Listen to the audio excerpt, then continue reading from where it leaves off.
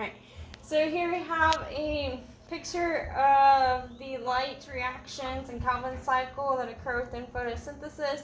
Here we have the entire chloroplast as a whole, and then the thylakoid where the light reactions occur, and then the Calvin cycle occurs in the stroma of the chloroplast.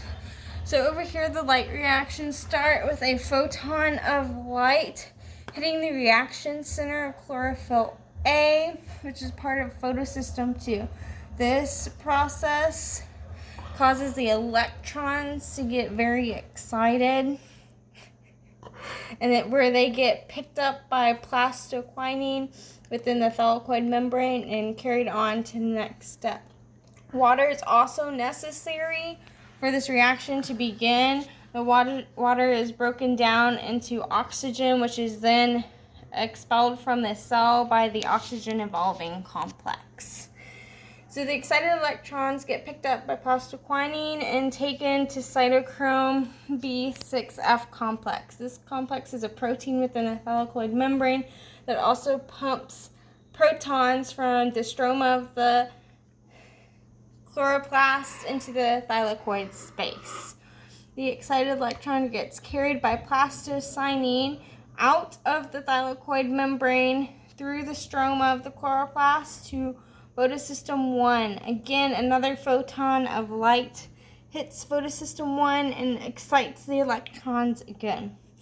These excited electrons travel and are carried by furandoxin into the furandoxin NAD reductase, which is an enzyme that also breaks down.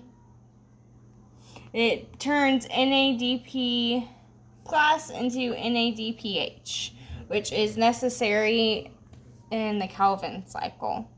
The electron is then taken to the ATP synthase, which turns ADP into ATP by adding a phosphate. It also produces another proton. The next step from photosynthesis is the Calvin cycle. It occurs in the stroma of the chloroplast. Carbon dioxide is necessary to start the Calvin cycle. Carbon dioxide enters the cycle and starts off with one of the first steps, which is the generation of the molecule 3,5-phosphoglycerate, which is a 3-carbon molecule that gets turned into glyceraldehyde 3-phosphate, or G3P, which then turns into glucose later on. This reaction also requires ATP that turns into ADP. The loss of the phosphate generates energy in order to keep the Calvin cycle going. And then again, the loss of the proton in NADPH into NADP plus creates the gradient in order to keep it going. Ribulose bisphosphate is the next step after glyceraldehyde 3-phosphate. That's the next molecule that is formed.